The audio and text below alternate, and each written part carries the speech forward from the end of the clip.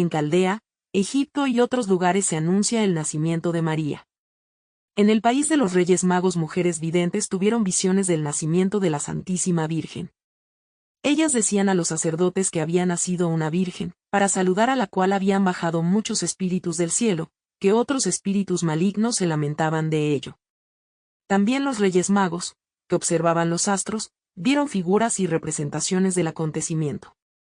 En Egipto, la misma noche del nacimiento de María, fue arrojado del templo un ídolo y echado a las aguas del mar otro ídolo cayó de su pedestal y se deshizo en pedazos. Llegaron más tarde a casa de Ana varios parientes de Joaquín que acudían desde el valle de Zabulón y algunos siervos que habían estado lejos. A todos les fue mostrada la niña María. En casa se preparó una comida para los visitantes. Más tarde concurrieron muchas gentes para ver a la niña María, de modo que fue sacada de su cuna y puesta en sitio elevado, como sobre un caballete, en la parte anterior de la casa. Estaba sobre lienzos colorados y blancos por encima, fajada con lienzos colorados y blancos transparentes hasta debajo de los bracitos. Sus cabellos eran rubios y rizados. He visto después a María Cleofás, la hija de María Eli y de Cleofás, nieta de Ana, de algunos años de edad, jugar con María y besarla. Era María Cleofás una niña fuerte y robusta, tenía un vestidito sin mangas, con bordes colorados y adornos de rojas manzanas bordadas. En los brazos descubiertos llevaba coronitas blancas que parecían de seda, lana o plumas. La niña María tenía también un velo transparente alrededor del cuello. La niña recibe el nombre de María. Hoy vi una gran fiesta en casa de Ana. Los muebles habían sido cambiados de lugar y puestos a un lado en las habitaciones del frente. Los tabiques de juncos, que formaban habitaciones separadas, habían sido quitados para poder disponer una gran mesa. En torno de la sala vi una mesa amplia, baja, llena de platos y fuentes para la comida. En el centro se había levantado un altar cubierto con un paño rojo y blanco, sobre el cual había una cunita también de rojo y blanco y una colcha celeste. Al lado del altar había un atril cubierto, con rollos de pergamino conteniendo oraciones. Delante del altar había 5 sacerdotes de Nazaret con vestimentas de ceremonias. Joaquín estaba con ellos. En el fondo, en tomo del altar, había mujeres y hombres, parientes de Joaquín, todos con trajes de fiesta. Recuerdo a la hermana de Ana, Mara de Séforis y a su hija mayor. Santa Ana había dejado el lecho, pero no asistió a la ceremonia, quedándose en la habitación, detrás del hogar. Enue, la hermana de Isabel, trajo a la pequeña María, poniéndola en brazos de Joaquín. Los sacerdotes se colocaron delante del altar, cerca de los rollos y recitaron en alta voz las oraciones. Joaquín entregó a la niña al principal de ellos, el cual alzándola en el aire, mientras rezaba, como para ofrecerla a Dios, la dejó luego en su cuna, sobre el altar. Tomó después unas tijeras de forma particular, con las cuales cortó 3 pequeñas guedejas de cabello a ambos lados de la cabeza y la frente de la criatura, quemándolas en el brasero. Tomó luego una caja que contenía aceite y ungió los 5 sentidos de la niña, tocándole con el pulgar las orejas, los ojos, la nariz, la boca y el hueco del estómago. Sobre el pecho de la criatura colocó un pergamino donde estaba escrito el nombre de María. Luego se cantaron salmos y se sirvió la comida, la cual no pude ver. Varias semanas después del nacimiento de María, vi a Joaquín y a Ana que iban con la niña al templo para ofrecer un sacrificio. La presentaron al templo con vivos sentimientos de piedad y agradeciendo a Dios de un modo parecido a lo que más tarde hizo la Virgen Santísima cuando presentó al niño Jesús y lo rescató del templo, según las prescripciones de la ley. Al día siguiente entregaron su ofrenda, prometiendo consagrar la niña a Dios en el templo dentro de algunos años. Después volvieron a Jerusalén. Preparativos para la presentación en el templo. María era de 3 años de edad y 3 meses cuando hizo el voto de presentarse en el templo entre las vírgenes que allí moraban. Era de complexión delicada, cabellera clara un tanto rizada hacia abajo, tenía ya la estatura que hoy en nuestro país tiene un niño de 5 a 6 años. La hija de María Elí era mayor en algunos años y más robusta. He visto en casa de Ana los preparativos de María para ser conducida al templo. Era una fiesta muy grande. Estaban presentes 5 sacerdotes de Nazaret, de Séforis y de otras regiones, entre ellos Zacarías y un hijo del hermano del padre de Ana. ensayaban una ceremonia con la niña María. Era una especie de examen para ver si estaba madura para ser recibida en el templo.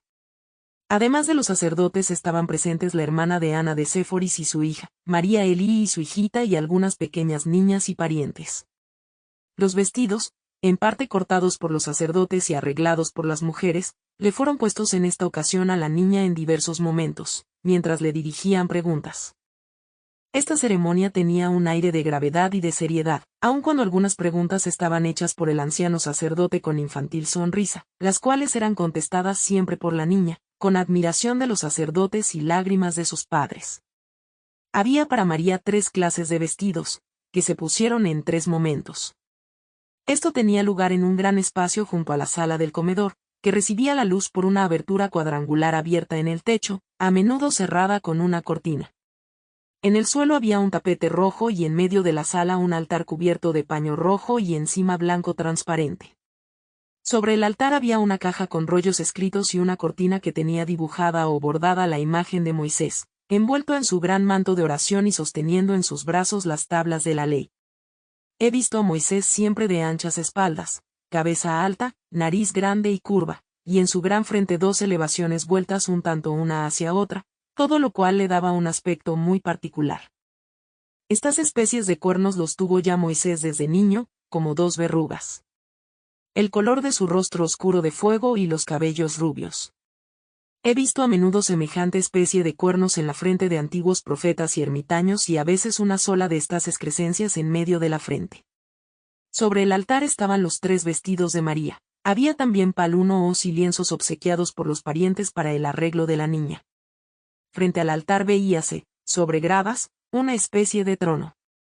Joaquín, Ana y los miembros de la familia se encontraban reunidos. Las mujeres estaban detrás y las niñas al lado de María. Los sacerdotes entraron con los pies descalzos. Había 5, pero solo 3 de ellos llevaban vestiduras sacerdotales e intervenían en la ceremonia. Un sacerdote tomó del altar las diversas prendas de la vestimenta, explicó su significado y presentólas a la hermana de Ana, Mara de Séforis, la cual vistió con ellas a la niña María. Le pusieron primero un vestidito amarillo y encima, sobre el pecho, otra ropa bordada con cintas, que se ponía por el cuello y se sujetaba al cuerpo. Después, un mantito oscuro con aberturas en los brazos, por arriba colgaban algunos retazos de género. Este manto estaba abierto por arriba y cerrado por debajo del pecho. Calzáronle sandalias oscuras con suelas gruesas de color amarillo. Tenía los cabellos rubios peinados y una corona de seda blanca con variadas plumas. Colocárosle sobre la cabeza un velo cuadrado de color ceniza, que se podía recoger bajo los brazos para que éstos descansaran como sobre 2 nudos. Este velo parecía de penitencia o de oración. Los sacerdotes le dirigieron toda clase de preguntas relacionadas con la manera de vivir las jóvenes en el templo. Le dijeron, entre otras cosas, tus padres, al consagrarte al templo, han hecho voto de que no beberás vino ni vinagre, ni comerás uvas ni higos. ¿Qué quieres agregar a este voto? Piénsalo durante la comida. A los judíos, especialmente a las jóvenes judías, les gusta mucho el vinagre, y María también tenía gusto en beberlo. Le hicieron otras preguntas y le pusieron un segundo género de vestido. Constaba este de uno azul celeste, con mantito blanco azulado, y un adorno sobre el pecho y un velo transparente de seda blanca con pliegues detrás, como usan las monjas. Sobre la cabeza la pusieron una corona de cera adornada con flores y capullos de hojas verdes. Los sacerdotes le pusieron otro velo para la cara, por arriba parecía una gorra, con 3 broches a diversa distancia, de modo que se podía levantar un tercio, una mitad o todo el velo sobre la cabeza. Se le indicó el uso del velo, cómo tenía que recogerlo para comer y bajarlo cuando fuese preguntada. Con este vestido presentóse María con los demás a la mesa, la colocaron entre los 2 sacerdotes y uno enfrente. Las mujeres con otros niños se sentaron en un extremo de la mesa, separadas de los hombres. Durante la comida probaron los sacerdotes a la niña María en el uso del velo. Hubo preguntas y respuestas. También se le instruyó acerca de otras costumbres que debía observar. Le dijeron que podía comer de todo por ahora dándole diversas comidas para tentarla. María los dejó a todos maravillados con su forma de proceder y con las respuestas que les daba. Tomó muy poco alimento y respondía con sabiduría infantil que admiraba a todos. He visto durante todo el tiempo a los ángeles en torno a ella, que le sugerían y guiaban en todos los casos. Después de la comida fue llevada a la otra sala, delante del altar, donde le quitaron los vestidos de la segunda clase para ponerle los de la tercera. La hermana de Santa Ana y un sacerdote la revistieron de los nuevos vestidos de fiesta. Era un vestido color violeta con adorno de paño bordado sobre el pecho. Se ataba de costado con el paño de atrás, formaba rizos y terminaba en punta por debajo. Pusiéronle un mantito violeta más amplio y más festivo, redondeado por detrás, que parecía una casulla de misa. Tenía mangas anchas para los brazos y 5 líneas de adornos de oro. La del medio estaba partida y se recogía y cerraba con botones. El manto estaba también bordado en las extremidades. Luego se le puso un velo grande, de una parte caía en blanco y de otra en blanco violeta sobre los ojos. Sobre esto colocáronle una corona cerrada, con 5 broches, que constaba de un círculo de oro, más ancho aniva, con picos y botones.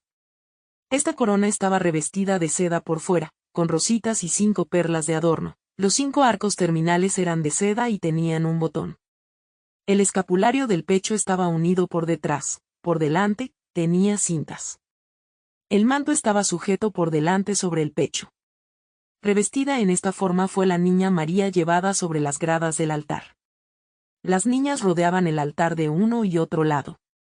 María dijo que no pensaba comer carne ni pescado ni tomar leche, que solo tomaría una bebida hecha de agua y de médula de junco, que usaban los pobres y que pondría a veces en el agua un poco de zumo de terebinto. Esta bebida es como un aceite blanco, se expande, y es muy refrescante aunque no tan fina como el bálsamo. Prometió no gustar especias y no comer en frutas más que unas bayas amarillas que crecen como uvas.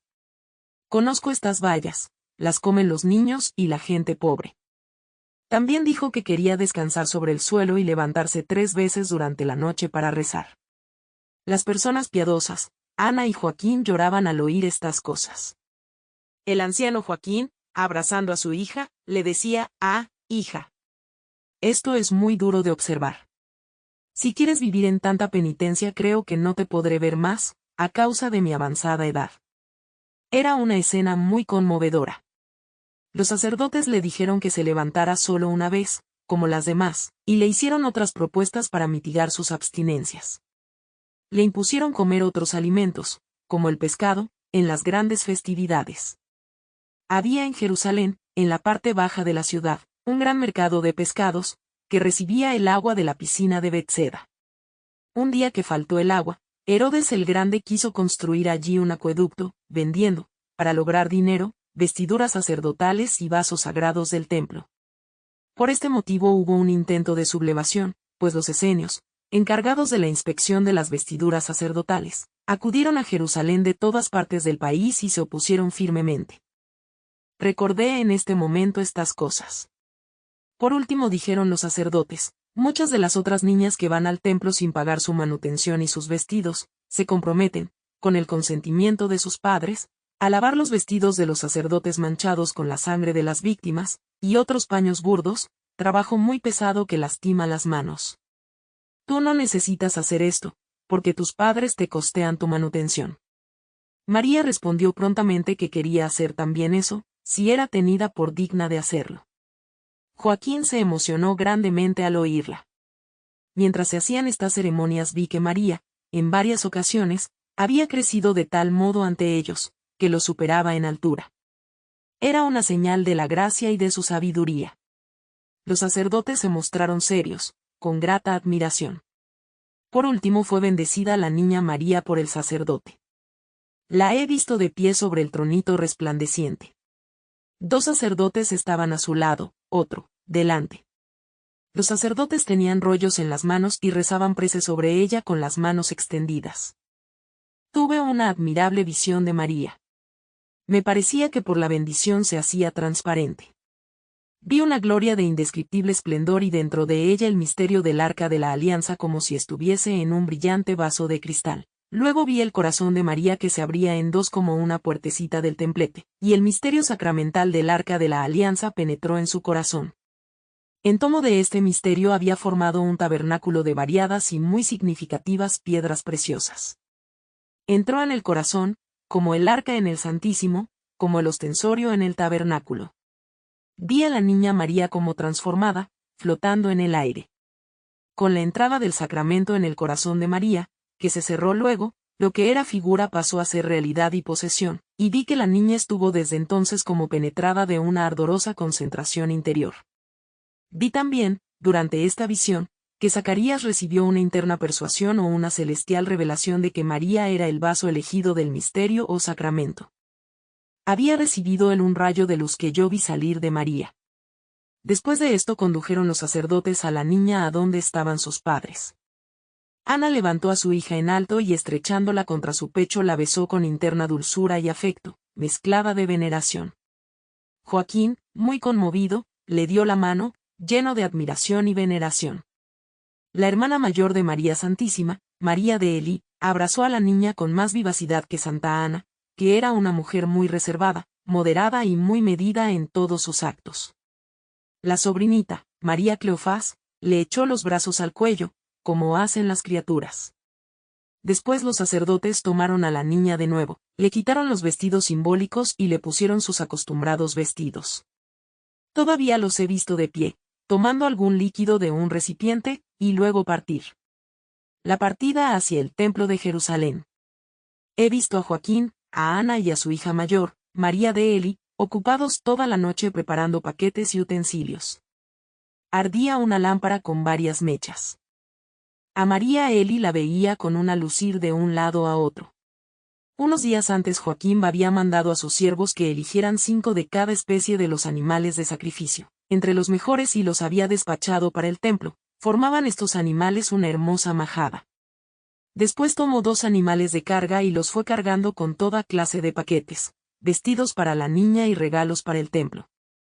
Sobre el lomo del animal acomodó un ancho asiento para que se pudiera sentar cómodamente. Los objetos que se cargaron estaban acondicionados en bultos y atados, fáciles de llevar. Vi cestas de diversas formas sujetas a los flancos del animal. En una de ellas había pájaros del tamaño de las perdices, otros cestos, semejantes a cuévanos de uvas, contenían frutas de toda clase. Cuando el asno estuvo cargado completamente, tendieron encima una gran manta de la que colgaban gruesas borlas. Todavía quedaban 2 sacerdotes. Uno de ellos era muy anciano, que llevaba un capuz terminado en punta sobre la frente y 2 vestiduras, la de arriba más corta que la de abajo. Este sacerdote es el que se había ocupado el día anterior en el examen de María, y le he visto dar otras instrucciones más a la niña. Tenía una especie de estola colgante. El otro sacerdote era más joven. María tenía en aquel momento algo más de 3 años de edad. Era bella y delicada y estaba tan adelantada como un niño de 5 años de nuestro país. Sus cabellos lisos, rizados en sus extremos, eran de un rubio dorado y más largos que los de María Cleofás, de 7 años, cuya rubia cabellera era corta y crespa. Casi todas las personas mayores llevaban largas ropas de lana sin teñir. Yo no notaba la presencia de 2 niños que no eran de este mundo, estaban allí en una forma espiritual y figurativa, como profetas. No pertenecían a la familia y no conversaban con nadie. Parecía que nadie notaba su presencia. Eran hermosos y amables, tenían largos cabellos rubios y rizados. Mirando a uno y otro lado me dirigieron la palabra. Llevaban libros, probablemente para su instrucción. La pequeña María no poseía libro alguno a pesar de que sabía leer. Los libros no eran como los nuestros, sino largas tiras de más o menos media vara de ancho, enrolladas en un bastón, cuyas extremidades asomaban por cada lado. El más alto de los 2 niños se me acercó con uno de los rollos desplegados en la mano y leyó algo, explicándomelo luego. Eran letras de oro, totalmente desconocidas para mí, escritas al revés y cada una de ellas parecía representar una palabra entera. La lengua me era completamente desconocida también, sin embargo, la entendía perfectamente. Lástima que haya olvidado la explicación. Tratábase de un texto de Moisés sobre la zarza ardiente. Me declaró, como la zarza ardía y no se quemaba, así arde el fuego del Espíritu Santo en la niña María, y en su humildad es como si nada supiera de ello. Significa también la divinidad y humanidad de Jesús y cómo el fuego de Dios se une con la niña María. El descalzarse explicólo como que la ley se cumplía, la corteza caía y llegaba ahora la sustancia. La pequeña bandera que traía a la extremidad del bastoncito significaba que María empezaba su camino, su misión para ser madre del Redentor. El otro niño jugaba con su rollo inocentemente, representando con esto el candor infantil de María, sobre la cual reposaba una promesa muy grande, la cual, no obstante tan alto destino, jugaba ahora como una criatura. Explicáronme aquellos niños 7 pasajes de sus rollos, pero a causa del estado en que me encuentro, se me ha ido de la memoria. ¡Oh Dios mío! Cuando se me aparece todo esto, qué bello y profundo es y, al mismo tiempo, qué simple y claro. Al rayar el alba vi que se ponían en camino para Jerusalén. La pequeña María deseaba vivamente llegar al templo y salió apresuradamente de la casa acercándose a la bestia de carga. Los niños profetas me mostraron todavía algunos textos de sus rollos. Uno de estos decía que el templo era magnífico, pero que la niña María encerraba en sí algo más admirable aún. Había 2 bestias de carga. Uno de los asnos, el más cargado, iba conducido por un servidor y debía ir siempre delante de los viajeros. El otro, que estaba delante de la casa, cargado con más bultos, tenía preparado un asiento, y María fue colocada sobre él. Joaquín conducía el asno. Llevaba un bastón largo con un grueso pomo redondo en la extremidad, parecía un cayado de peregrino. Un poco más adelante iba Ana con la pequeña María Cleofás y una criada que debía acompañarla en todo el camino. Al empezar el viaje se juntaron con ellas unas mujeres y niñas. Se trataba de parientas que en los diversos cruces del camino se separaban de la comitiva para volverse a sus casas. Uno de los sacerdotes acompañó a la comitiva durante algún tiempo. He visto unas 6 mujeres parientas, con sus hijos y algunos hombres. Llevaban una linterna, y vi que la luz desaparecía totalmente ante aquella otra claridad que derramaban las santas personas sobre el camino en su viaje nocturno, sin que, al parecer, lo notaran los demás. Al principio me pareció que el sacerdote iba detrás de la pequeña María con los niños profetas. Más tarde, cuando ella bajó del asno para seguir a pie, yo estuve a su lado. Más de una vez oí a mis jóvenes compañeros cantando el Salmo 44, Eructavitio Armeum, y el 49, Deus deorum Dominus locutus est. Supe por ellos que estos salmos serían cantados a doble coro cuando la niña fuera admitida en el templo. Lo escucharé cuando lleguen al templo. Al principio vi que el camino descendía en pendiente de una colina, para volver a subir después. Siendo temprano, y habiendo buen tiempo, el cortejo se detuvo cerca de un manantial del que nacía un arroyo. Había allí una pradera y los caminantes descansaron sentándose junto a un cerco de plantas de bálsamo. Debajo de estos frágiles arbustos solían poner vasos y recipientes de piedra para recoger el bálsamo que iba cayendo gota a gota. Los viajeros bebieron bálsamo y echaron un poco en el agua, llenando pequeños recipientes. Comieron bayas de ciertas plantas que allí había, con panecillos que traían en las alforjas. En ese momento desaparecieron los 2 niños profetas. Uno de ellos era Elías, el otro me pareció que era Moisés. La pequeña María los había visto, pero no habló de ello con nadie. Así sucede que a veces vemos en nuestra infancia a santos niños y en edad más madura a santas jóvenes o muchachos, y callamos estas visiones sin comunicarlas a los demás por ser tal momento un instante de gozo celestial y de recogimiento. Más tarde vi a los viajeros entrar en una casa aislada, en la que fueron bien recibidos y tomaron provisiones, pues los moradores parecían ser de la familia. En aquel sitio se despidieron de la niña Cleofás, que debía volver a su casa. Durante el día, vi el curso del camino que suele ser bastante penoso, pues hay muchas subidas y bajadas. En los valles hay a menudo neblina y rocío, con todo, veo algunos lugares mejor situados, donde brotan flores. Antes de llegar al sitio donde debían pasar la noche, hallaron un pequeño arroyo. Se hospedaron en una posada al pie de una montaña en la cual se veía una ciudad. Por desgracia, no recuerdo el nombre de esa ciudad, pues la he visto durante otros viajes de la Sagrada Familia, por lo cual confundo los nombres. Lo que puedo decir es que ellos siguieron el camino que tomó Jesús en el mes de septiembre, cuando tenía 30 años e iba de Nazaret a Betania y luego al bautismo de Juan, y aún esto lo digo sin certidumbre completa. La Sagrada Familia hizo más tarde este camino en la época de la huida a Egipto. La primera etapa fue Nazara, pequeño lugar entre Mazalot y otra ciudad ubicada en la altura, más cercana a esta última. Veo por todas partes tantas poblaciones, cuyos nombres oigo pronunciar, que luego confundo unos con otros. La ciudad cubre la ladera de una montaña y se divide en varias partes, si es que realmente todas forman una misma ciudad. Allí falta agua y tienen que hacerla subir desde el llano con la ayuda de cuerdas. Veo allí torres antiguas en ruinas. Sobre la cumbre de la montaña hay una torre que parece un observatorio con un aparato de mampostería que tiene vigas y cuerdas como para hacer subir algo desde la ciudad. Hay una cantidad tan grande de estas cuerdas que el conjunto aparenta mástiles de buques.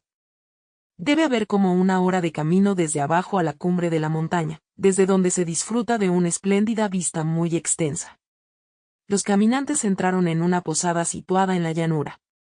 En una parte de la ciudad había paganos, considerados como esclavos por los judíos, debiendo someterse a rudos trabajos en el templo y en otras construcciones. Esta noche he visto a la pequeña María llegando con sus padres a una ciudad situada a 6 leguas más o menos de Jerusalén en dirección noroeste. Esta ciudad se llama Bet Horón y se encuentra al pie de una montaña. Durante el viaje atravesaron un pequeño río que desemboca en el mar en los alrededores de José, donde enseñó San Pedro después de la venida del Espíritu Santo. Cerca de Ber Joán tuvieron lugar grandes batallas que he visto y olvidado. Faltaban aún 2 leguas para llegar a un punto del camino desde donde se podía divisar a Jerusalén. He oído el nombre de este lugar, que ahora no puedo precisarlo. Bet Horón es una ciudad de levitas de cierta importancia. Produce hermosas uvas y gran cantidad de frutas. La santa comitiva entró en la casa de unos amigos, que estaba muy bien situada. Su dueño era maestro en una escuela de levitas y había allí algunos niños. Me admira ver allí a varias parientas de Ana, con sus hijas pequeñas, que yo creía que habían regresado a sus casas al principio del viaje, ahora advierto que llegaron antes, tomando algún atajo, quizás para anunciar la llegada de la santa comitiva. Los parientes de Nazaret, de Séforis y de Zabulón, que habían asistido al examen de María, se hallaban allí con sus hijas. Vi, por ejemplo, a la hermana mayor de María con su hija María de Cleofás, y a la hermana de Ana venida de Séforis con sus hijas. Con motivo de la llegada de la pequeña María hubo grandes fiestas. María fue llevada en compañía de otras niñas a una gran sala, y puesta en un asiento alto, a semejanza de un trono, dispuesto para ella. El maestro de escuela y otras personas hicieron toda clase de preguntas a María y le pusieron guirnaldas en la cabeza. Todos estaban asombrados por la sabiduría que manifestaba en sus respuestas. Oí hablar en esta ocasión del juicio y prudencia de otra niña que había pasado por allí poco antes, volviendo de la escuela del templo a la casa de sus padres. Esta niña se llamaba Susana y más tarde figuró entre las santas mujeres que seguían a Jesús. María ocupó su puesto vacante en el templo, pues había un número fijo de plazas para estas jóvenes. Susana tenía 15 años cuando dejó el templo, es decir, cerca de 11 más que la niña María. También Santa Ana había sido educada allí a la edad de 5 años.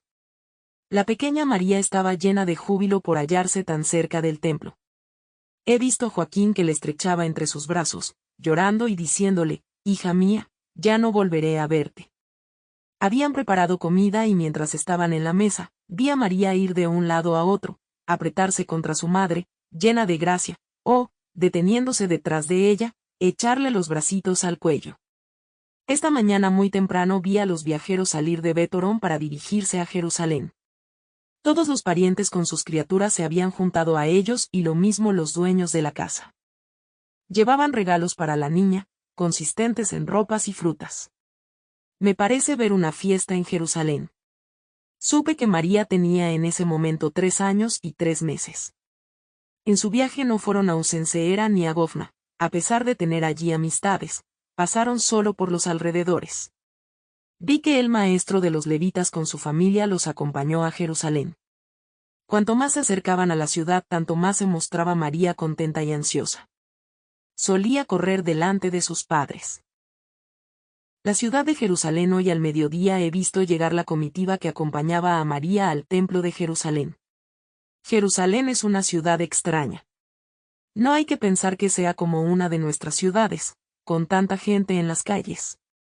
Muchas calles bajas y altas corren alrededor de los muros de la ciudad y no tienen salida ni puertas. Las casas de las alturas, detrás de las murallas, están orientadas hacia el otro lado, pues se han edificado barrios distintos y se han formado nuevas crestas de colinas y los antiguos muros quedaron allí. Muchas veces se ven las calles de los valles sobreedificadas con sólidas bóvedas.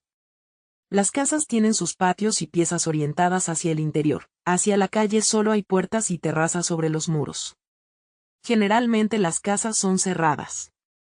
Cuando la gente no va a las plazas o mercados o al templo está generalmente entretenida en el interior de sus casas.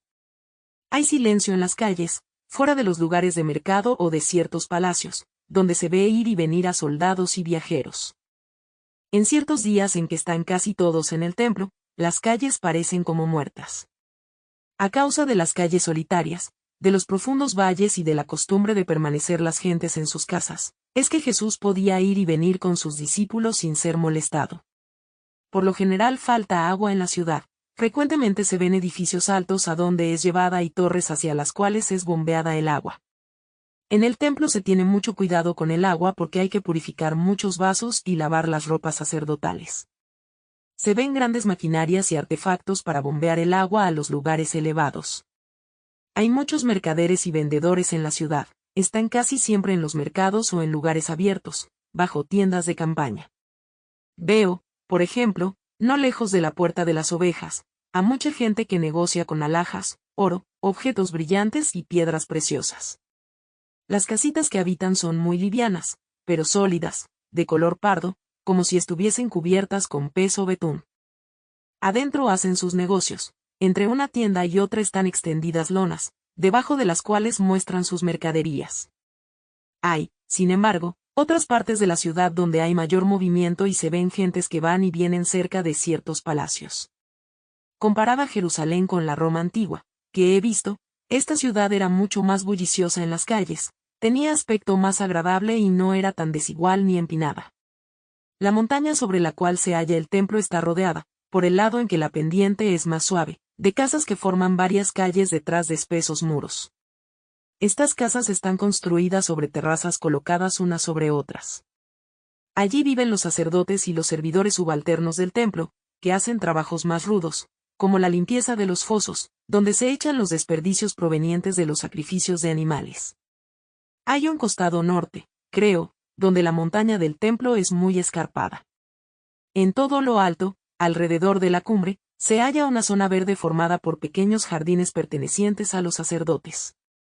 Aún en tiempos de Jesucristo se trabajaba siempre en alguna parte del templo. Este trabajo no cesaba nunca.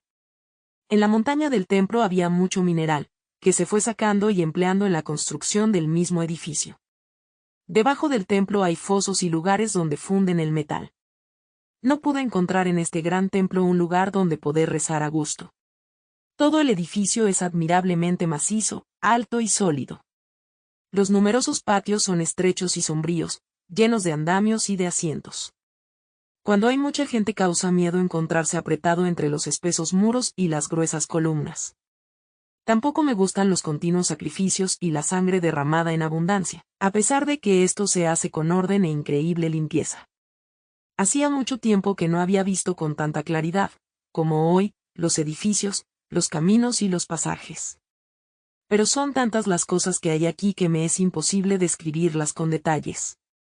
Los viajeros llegaron con la pequeña María, por el norte, a Jerusalén. Con todo, no entraron por ese lado, sino que dieron vuelta alrededor de la ciudad hasta el muro oriental, siguiendo una parte del valle de Josafat. Dejando a la izquierda el monte de los olivos y el camino de Betania, entraron en la ciudad por la puerta de las ovejas, que conducía al mercado de las bestias. No lejos de esta puerta hay un estanque donde se lava por primera vez a las ovejas destinadas al sacrificio. No es esta la piscina de Betseda. La comitiva, después de haber entrado en la ciudad, torció de nuevo a la derecha y entró en otra barriada siguiendo un largo valle interno dominado de un lado por las altas murallas de una zona más elevada de la ciudad, llegando a la parte occidental en los alrededores del mercado de los peces, donde se halla la casa paterna de Zacarías de Hebrón. Se encontraba allí un hombre de avanzada edad, creo que el hermano de su padre. Zacarías solía volver a la casa después de haber cumplido su servicio en el templo. En esos días se encontraba en la ciudad y habiendo acabado su tiempo de servicio, quería quedarse solo unos días en Jerusalén para asistir a la entrada de María al templo. Al llegar la comitiva, Zacarías no se encontraba allí. En la casa se hallaban presentes otros parientes de los contornos de Belén y de Hebrón, entre ellos, 2 hijas de la hermana de Isabel. Isabel tampoco se encontraba allí en ese momento. Estas personas se habían adelantado para recibir a los caminantes hasta un cuarto de legua por el camino del valle. Varias jóvenes los acompañaban llevando guirnaldas y ramas de árboles. Los caminantes fueron recibidos con demostraciones de contento y conducidos hasta la casa de Zacarías, donde se festejó la llegada. Se les ofreció refrescos y todos se prepararon para llevarlos a una posada contigua al templo, donde los forasteros se hospedan los días de fiesta. Los animales que Joaquín había destinado para el sacrificio habían sido conducidos ya desde los alrededores de la plaza del ganado a los establos situados cerca de esta casa. Zacarías acudió también para guiar a la comitiva desde la casa paterna hasta la posada. Pusieron a la pequeña María su segundo vestidito de ceremonias con el peplo celeste. Todos se pusieron en marcha formando una ordenada procesión. Zacarías iba adelante con Joaquín y Ana. Luego la niña María rodeada de 4 niñas vestidas de blanco, y las otras chicas con sus padres cerraban la marcha. Anduvieron por varias calles y pasaron delante del palacio de Herodes y de la casa donde más tarde habitó Pilatos. Se dirigieron hacia el ángulo noreste del templo, dejando atrás la fortaleza Antonia, edificio muy alto, situado al noroeste. Subieron por unos escalones abiertos en una muralla alta. La pequeña María subió sola, con alegre prisa, sin permitir que nadie la ayudara. Todos la miraban con asombro. La casa donde se alojaron era una posada para días de fiesta situada a corta distancia del mercado del ganado. Había varias posadas de este género alrededor del templo, y Zacarías había alquilado una. Era un gran edificio con 4 galerías en torno de un patio extenso.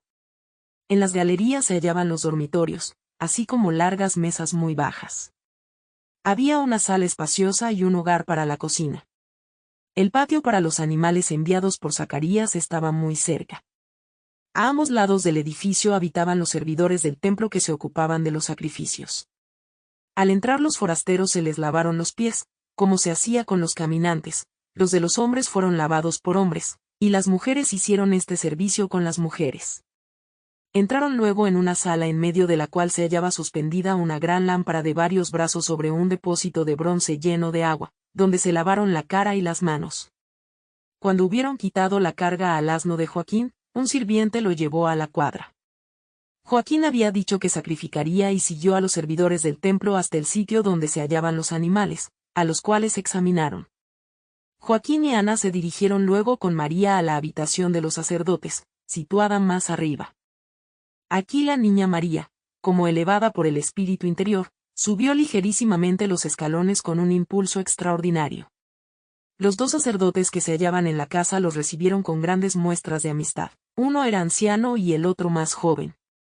Los 2 habían asistido al examen de la niña en Nazaret y esperaban su llegada.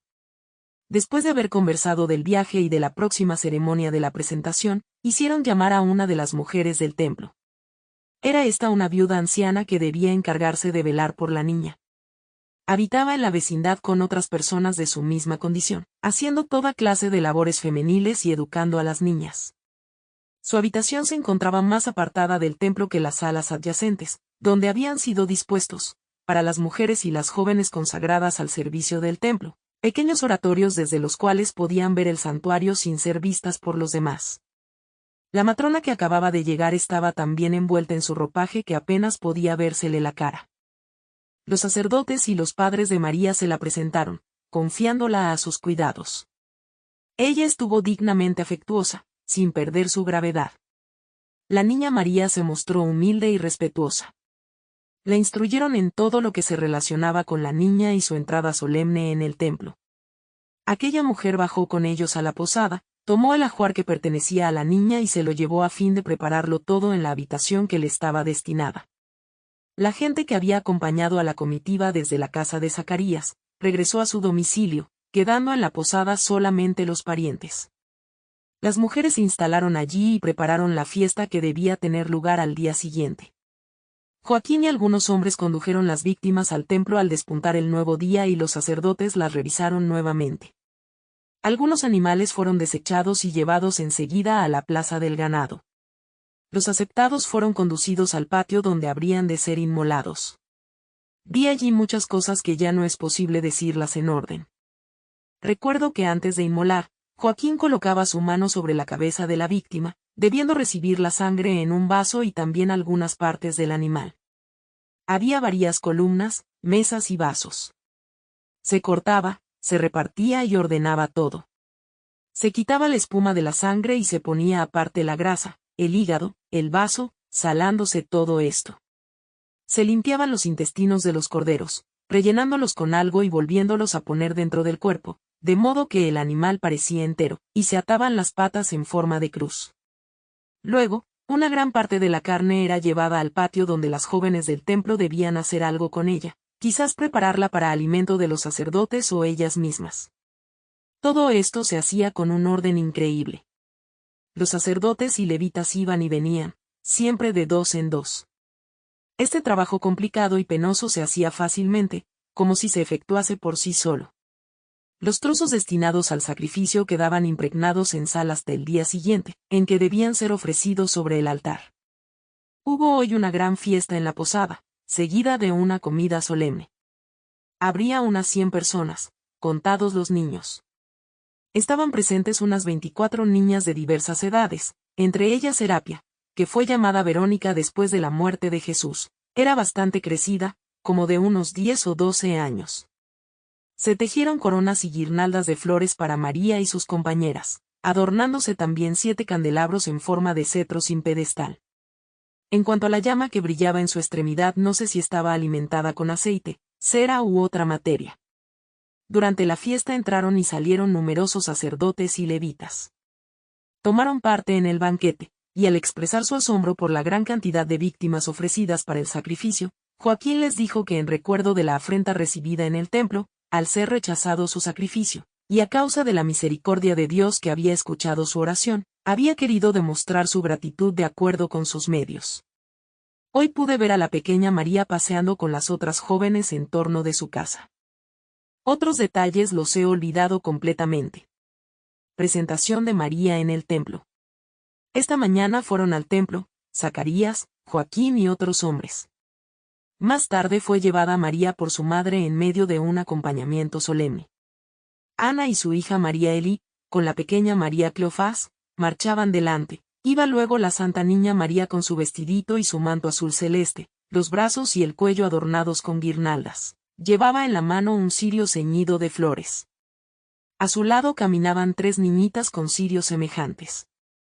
Tenían vestidos blancos, bordados de oro y peplos celestes, como María, y estaban rodeadas de guirnaldas de flores. Llevaban otras pequeñas guirnaldas alrededor del cuello y de los brazos. Iban enseguida las otras jóvenes y niñas vestidas de fiesta, aunque no uniformemente. Todas llevaban pequeños mantos. Cerraban el cortejo las demás mujeres. Como no se podía ir en línea recta desde la posada al templo, tuvieron que dar una vuelta pasando por varias calles. Todo el mundo se admiraba de ver el hermoso cortejo y en las puertas de varias casas rendían honores. En María se notaba algo de santo y de conmovedor. A la llegada de la comitiva he visto a varios servidores del templo empeñados en abrir con gran esfuerzo una puerta muy alta y muy pesada, que brillaba como oro y que tenía grabadas varias figuras, cabezas, racimos de uvas y gavillas de trigo. Era la puerta dorada. La comitiva entró por esa puerta. Para llegar a ella era preciso subir 50 escalones, creo que había entre ellos algunos descansos. Quisieron llevar a María de la mano, pero ella no lo permitió, subió los escalones rápidamente, sin tropiezos, llena de alegre entusiasmo. Todos se hallaban profundamente conmovidos. Bajo la puerta dorada fue recibida María por Zacarías, Joaquín y algunos sacerdotes que la llevaron hacia la derecha, bajo la amplia arcada de la puerta, a las altas salas donde se había preparado una comida en honor de alguien. Aquí se separaron las personas de la comitiva. La mayoría de las mujeres y de las niñas se dirigieron al sitio del templo que les estaba reservado para orar. Joaquín y Zacarías fueron al lugar del sacrificio. Los sacerdotes hicieron todavía algunas preguntas a María en una sala y cuando se hubieron retirado, asombrados de la sabiduría de la niña, Ana vistió a su hija con el tercer traje de fiesta, que era de color azul violáceo y le puso el manto, el velo y la corona ya descritos por mí al relatar la ceremonia que tuvo lugar en la casa de Ana. Entretanto Joaquín había ido al sacrificio con los sacerdotes. Luego de recibir un poco de fuego tomado de un lugar determinado, se colocó entre dos sacerdotes cerca del altar. Estoy demasiado enferma y distraída para dar la explicación del sacrificio en el orden necesario. Recuerdo lo siguiente, no se podía llegar al altar más que por 3 lados. Los trozos preparados para el holocausto no estaban todos en el mismo lugar, sino puestos alrededor, en distintos sitios. En los 4 extremos del altar había 4 columnas de metal, huecas, sobre las cuales descansaban cosas que parecían caños de chimenea. Eran anchos embudos de cobre terminados en tubos en forma de cuemos, de modo que el humo podía salir pasando por sobre la cabeza de los sacerdotes que ofrecían el sacrificio. Mientras se consumía sobre el altar la ofrenda de Joaquín, Ana fue, con María y las jóvenes que la acompañaban, al vestíbulo reservado a las mujeres. Este lugar estaba separado del altar del sacrificio por un muro que terminaba en lo alto en una reja. En medio de este muro había una puerta. El atrio de las mujeres, a partir del muro de separación, iba subiendo de manera que por lo menos las que se hallaban más alejadas podían ver hasta cierto punto el altar del sacrificio. Cuando la puerta del muro estaba abierta, algunas mujeres podían ver el altar. María y las otras jóvenes se hallaban de pie, delante de Ana, y las demás parientas estaban a poca distancia de la puerta. En sitio aparte había un grupo de niños del templo, vestidos de blanco, que tañían flautas y arpas. Después del sacrificio se preparó bajo la puerta de separación un altar portátil cubierto, con algunos escalones para subir. Zacarías y Joaquín fueron con un sacerdote desde el patio hasta este altar, delante del cual estaba otro sacerdote y 2 levitas con rollos y todo lo necesario para escribir. Un poco atrás se hallaban las doncellas que habían acompañado a María. María se arrodilló sobre los escalones, Joaquín y Ana extendieron las manos sobre su cabeza. El sacerdote cortó un poco de sus cabellos, quemándolos luego sobre un brasero. Los padres pronunciaron algunas palabras, ofreciendo a su hija, y los levitas las escribieron. Entretanto las niñas cantaban el Salmo 44, Eructavitio armeum verbum bonum, y los sacerdotes el Salmo 49, Deus deorum dominus locutus est, mientras los niños tocaban sus instrumentos.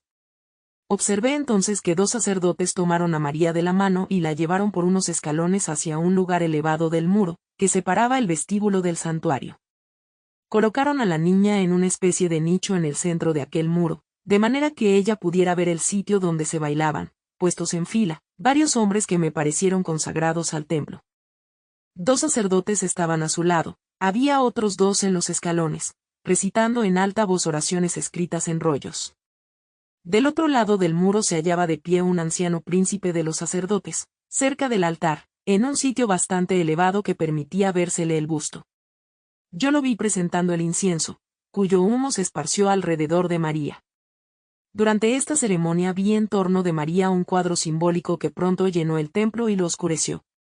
Vi una gloria luminosa debajo del corazón de María y comprendí que ella encerraba la promesa de la sacrosanta bendición de Dios. Esta gloria aparecía rodeada por el arca de Noé, de manera que la cabeza de María se alzaba por encima y el arca tomaba a su vez la forma del arca de la alianza, viendo luego a esta como encerrada en el templo. Luego vi que todas estas formas desaparecían mientras el cáliz de la Santa Cena se mostraba fuera de la gloria, delante del pecho de María, y más arriba, ante la boca de la Virgen, aparecía un pan marcado con una cruz. A los lados brillaban rayos de cuyas extremidades surgían figuras con símbolos místicos de la Santísima Virgen, como todos los nombres de las letanías que le dirige la Iglesia. Subían, cruzándose desde sus hombros, 2 ramas de olivo y de ciprés, o de cedro y de ciprés, por encima de una hermosa palmera junto con un pequeño ramo que vi aparecer detrás de ella. En los espacios de las ramas pude ver todos los instrumentos de la pasión de Jesucristo. El Espíritu Santo, representado por una figura alada que parecía más forma humana que paloma, se hallaba suspendido sobre el cuadro, por encima del cual vi el cielo abierto, el centro de la celestial Jerusalén, la ciudad de Dios, con todos sus palacios, jardines y lugares de los futuros santos. Todo estaba lleno de ángeles, y la gloria, que ahora rodeaba a la Virgen Santísima, lo estaba con cabezas de estos espíritus. Quien pudiera describir estas cosas con palabras humanas, se veía todo bajo formas tan diversas y tan multiformes, derivando unas de las otras en tan continuada transformación, que he olvidado la mayor parte de ellas. Todo lo que se relaciona con la Santísima Virgen en la Antigua y en la Nueva Alianza y hasta en la eternidad, se hallaba allí representado. Solo puedo comparar esta visión a otra menor que tuve hace poco, en la cual vi en toda su magnificencia el significado del Santo Rosario.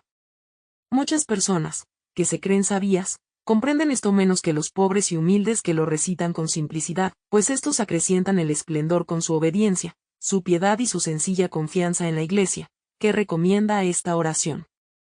Cuando vi todo esto, las bellezas y magnificencias del templo, con los muros elegantemente adornados, me parecían opacos y ennegrecidos detrás de la Virgen Santísima, el templo mismo parecía esfumarse y desaparecer. Solo María y la gloria que la rodeaba lo llenaba todo. Mientras estas visiones pasaban delante de mis ojos, dejé de ver a la Virgen Santísima bajo forma de niña, me pareció entonces grande y como suspendida en el aire. Con todo veía también, a través de María, a los sacerdotes, al sacrificio del incienso y a todo lo demás de la ceremonia. Parecía que el sacerdote estaba detrás de ella, anunciando el porvenir e invitando al pueblo a agradecer y a orar a Dios, porque de esta niña habría de salir algo muy grandioso. Todos los que estaban en el templo, aunque no veían lo que yo veía, estaban recogidos y profundamente conmovidos. Este cuadro se desvaneció gradualmente de la misma manera que lo había visto aparecer. Al fin solo quedó la gloria bajo el corazón de María y la bendición de la promesa brillando en su interior. Luego desapareció también y solo vi a la niña María adornada entre los sacerdotes. Los sacerdotes tomaron las guirnaldas que estaban alrededor de sus brazos y la antorcha que llevaba en la mano, y se las dieron a las compañeras. Le pusieron en la cabeza un velo pardo y la hicieron descender las gradas, llevándola a una sala vecina, donde 6 vírgenes del templo, de mayor edad, salieron a su encuentro arrojando flores ante ella. Detrás iban sus maestras, Noemí, hermana de la madre de Lázaro, la profetisa Ana y otra mujer. Los sacerdotes recibieron a la pequeña María, retirándose luego. Los padres de la niña, así como sus parientes más cercanos, se encontraban allí. Una vez terminados los cantos sagrados, despidióse María de sus padres. Joaquín, que estaba profundamente conmovido, tomó a María entre sus brazos y apretándola contra su corazón, dijo en medio de las lágrimas: «Acuérdate de mi alma ante Dios». María se dirigió luego con las maestras y varias otras jóvenes a las habitaciones de las mujeres, al norte del templo. Estas habitaban salas abiertas en los espesos muros del templo y podían, a través de pasajes y escaleras, subir a los pequeños oratorios colocados cerca del santuario y del Santo de los Santos. Los deudos de María volvieron a la sala contigua a la Puerta Dorada, donde antes se habían detenido quedándose a comer en compañía de los sacerdotes. Las mujeres comían en sala aparte. He olvidado, entre otras muchas cosas, por qué la fiesta había sido tan brillante y solemne. Sin embargo, sé que fue a consecuencia de una revelación de la voluntad de Dios. Los padres de María eran personas de condición acomodada y si vivían pobremente era por espíritu de mortificación y para poder dar más limosnas a los pobres. Así es como Ana, no sé por cuánto tiempo, solo comió alimentos fríos. A pesar de esto trataban a la servidumbre con generosidad y la dotaban. He visto a muchas personas orando en el templo. Otras habían seguido a la comitiva hasta la puerta misma. Algunos de los presentes debieron tener cierto presentimiento de los destinos de la niña, pues recuerdo unas palabras que Santa Ana en un momento de entusiasmo jubiloso dirigió a las mujeres, cuyo sentido era: «He aquí el arca de la alianza, el vaso de la promesa, que entra ahora en el templo». Los padres de María y demás parientes regresaron hoy a Barjomán. María en el templo. He visto una fiesta en las habitaciones de las vírgenes del templo. María pidió a las maestras y a cada doncella en particular si querían admitirla entre ellas, pues esta era la costumbre que se practicaba. Hubo una comida y una pequeña fiesta en la que algunas niñas tocaron instrumentos de música. Por la noche vi a Noemi, una de las maestras, que conducía a la niña María hasta la pequeña habitación que le estaba reservada y desde la cual podía ver el interior del templo. Había en ella una mesa pequeña, un escabel y algunos estantes en los ángulos. Delante de esta habitación había lugar para la alcoba, el guardarropa y el aposento de Noemí. María habló a Noemí de su deseo de levantarse varias veces durante la noche, pero ésta no se lo permitió. Las mujeres del templo llevaban largas y amplias vestiduras blancas, ceñidas con fajas y mangas muy anchas, que recogían para trabajar. Iban veladas.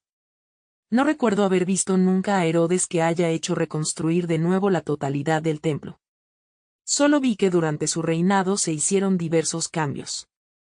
Cuando María entró en el templo, 11 años antes del nacimiento del Salvador, no se hacían trabajos propiamente dichos, pero, como siempre, se trabajaba en las construcciones exteriores. Esto no dejó de hacerse nunca. He visto hoy la habitación de María en el templo. En el costado norte, frente al santuario, se hallaban en la parte alta varias salas que comunicaban con las habitaciones de las mujeres. El dormitorio de María era uno de los más retirados, frente al Santo de los Santos. Desde el corredor, levantando una cortina, se pasaba a una sala anterior separada del dormitorio por un tabique de forma convexa o terminada en ángulo. En los ángulos de la derecha e izquierda estaban las divisiones para guardar la ropa y los objetos de uso. Frente a la puerta abierta de este tabique, algunos escalones llevaban arriba hasta una abertura, delante de la cual había un tapiz, pudiéndose ver desde allí el interior del templo. A izquierda, contra el muro de la habitación, había una alfombra arrollada, que cuando estaba extendida formaba el lecho sobre el cual reposaba la niña María. En un nicho de la muralla estaba colocada una lámpara, cerca de la cual vi a la niña de pie, sobre un escabel, leyendo oraciones en un rollo de pergamino. Llevaba un vestido de listas blancas y azules, sembrado de flores amarillas. Había en la habitación una mesa baja y redonda. Vi entrar en la habitación a la profetisa Ana, que colocó sobre la mesa una fuente con frutas del grosor de un haba y una anforita. María tenía una destreza superior a su edad. Desde entonces la vi trabajar en pequeños pedazos de tela blanca para el servicio del templo. Las paredes de su pieza estaban sobrepuestas con piedras triangulares de varios colores. A menudo oía yo a la niña decir a Ana: pronto el niño prometido nacerá. Oh, si yo pudiera ver al niño redentor. Ana le respondía: yo soy ya anciana y debí esperar mucho a ese niño. Tú, en cambio, eres tan pequeña. María lloraba a menudo por el ansia de ver al niño redentor. Las niñas que se educaban en el templo se ocupaban de bordar, adornar, lavar y ordenar las vestiduras sacerdotales y limpiar los utensilios sagrados del templo. En sus habitaciones, desde donde podían ver el templo, oraban y meditaban. Estaban consagradas al Señor por medio de la entrega que hacían sus padres en el templo. Cuando llegaban a la edad conveniente, eran casadas, pues había entre los israelitas piadosos la silenciosa esperanza de que de una de estas vírgenes consagradas al Señor debía nacer el Mesías. Cuán ciegos y duros de corazón eran los fariseos y los sacerdotes del templo se puede conocer por el poco interés y desconocimiento que manifestaron con las santas personas con las cuales trataron. Primeramente desecharon sin motivo el sacrificio de Joaquín. Solo después de algunos meses, por orden de Dios, fue aceptado el sacrificio de Joaquín y de Ana. Joaquín llega a las cercanías del santuario y se encuentra con Ana, sin saberlo de antemano, conducidos por los pasajes debajo del templo por los mismos sacerdotes. Aquí se encuentran ambos esposos y María es concebida. Otros sacerdotes los esperan en la salida del templo. Todo esto sucedía por orden e inspiración de Dios. He visto algunas veces que las estériles eran llevadas allí por orden de Dios. María llega al templo teniendo algo menos de 4 años. En toda su presentación hay signos extraordinarios y desusados.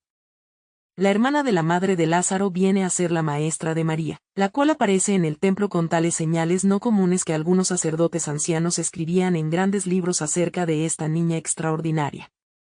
Creo que estos escritos existen aún entre otros escritos, ocultos por ahora. Más tarde suceden otros prodigios, como el florecimiento de la vara en el casamiento con José. Luego la extraña historia de la venida de los 3 reyes magos, de los pastores, por medio del llamado de los ángeles. Después, en la presentación de Jesús en el templo, el testimonio de Simeón y de Ana, y el hecho admirable de Jesús entre los doctores del templo a los 12 años. Todo este conjunto de cosas extraordinarias las despreciaron los fariseos y las desatendieron. Tenían las cabezas llenas de otras ideas y asuntos profanos y de gobierno. Porque la Santa Familia vivió en pobreza voluntaria, fue relegada al olvido como el común del pueblo. Los pocos iluminados, como Simeón, Ana y otros, tuvieron que callar y reservarse delante de ellos. Cuando Jesús comenzó su vida pública y Juan dio testimonio de él, lo contradijeron con tanta obstinación en sus enseñanzas, que los hechos extraordinarios de su juventud, si es que no los habían olvidado, no tenían interés ninguno en darlos a conocer a los demás. El gobierno de Herodes y el yugo de los romanos, bajo el cual cayeron, los enredó de tal manera en las intrigas palaciegas y en los negocios humanos, que todo espíritu huyó de ellos. Despreciaron el testimonio de Juan y olvidaron al decapitado. Despreciaron los milagros y la predicación de Jesús. Tenían ideas erróneas sobre el Mesías y los profetas, así pudieron maltratarlo tan bárbaramente, darle muerte y negar luego su resurrección y las señales milagrosas sucedidas, como también el cumplimiento de las profecías en la destrucción de Jerusalén. Pero si su ceguera fue grande al no reconocer las señales de la venida del Mesías, mayor es su obstinación después que obró milagros y escucharon su predicación. Si su obstinación no fuese tan grandemente extraordinaria, ¿cómo podría esta ceguera continuar hasta nuestros días? Cuando voy por las calles de la presente Jerusalén para hacer el Vía Crucis, veo a menudo, debajo de un ruinoso edificio, una gran arcada en parte derruida y en parte con agua que entró. El agua llega, al presente, hasta la tabla de la mesa, del medio de la cual se levanta una columna, en torno de la que cuelgan cajas llenas de rollos escritos. Debajo de la mesa hay también rollos dentro del agua. Estos subterráneos deben ser sepulcros, se extienden hasta el monte Calvario. Creo que es la casa que habitó Pilatos. Ese tesoro de escritos será a su tiempo descubierto. He visto a la Santísima Virgen en el templo, unas veces en la habitación de las mujeres con las demás niñas, otras veces en su pequeño dormitorio, creciendo en medio del estudio, de la oración y del trabajo, mientras hilaba y tejía para el servicio del templo. María lavaba la ropa y limpiaba los vasos sagrados. Como todos los santos, solo comía para el propio sustento, sin probar jamás otros alimentos que aquellos a los que había prometido limitarse.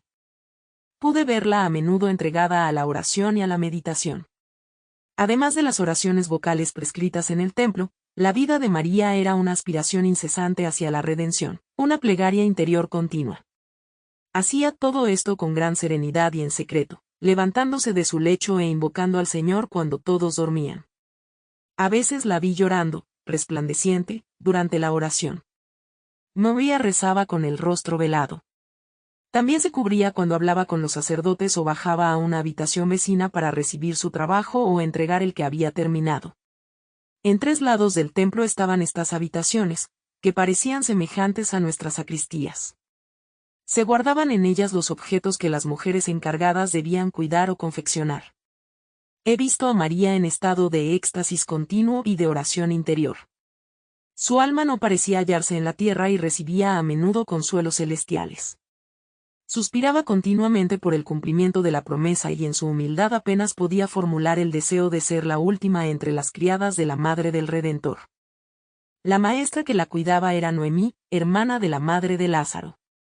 Tenía 50 años y pertenecía a la sociedad de los esenios, así como las mujeres agregadas al servicio del templo. María aprendió a trabajar a su lado, acompañándola cuando limpiaba las ropas y los vasos manchados con la sangre de los sacrificios. Repartía y preparaba porciones de carne de las víctimas reservadas para los sacerdotes y las mujeres. Más tarde se ocupó con mayor actividad de los quehaceres domésticos. Cuando Zacarías se hallaba en el templo, de turno, la visitaba a menudo. Simeón también la conocía. Los destinos para los cuales estaba llamada María no podían ser completamente desconocidos por los sacerdotes. Su manera de ser, su porte, su gracia infinita, su sabiduría extraordinaria, eran tan notables que ni aun su extrema humildad lograba ocultar. Gracias por llegar al final. Si te ha gustado, comenta, dale dedito arriba, comparte y activa la campanita de las notificaciones. Si tienes sugerencias, son bienvenidas. Nos ayudan a brindarle mejores publicaciones y nuestro equipo contesta con gusto los comentarios. Con María Madre. Como Reina Protectora y Abogada nuestra. Dios te bendiga.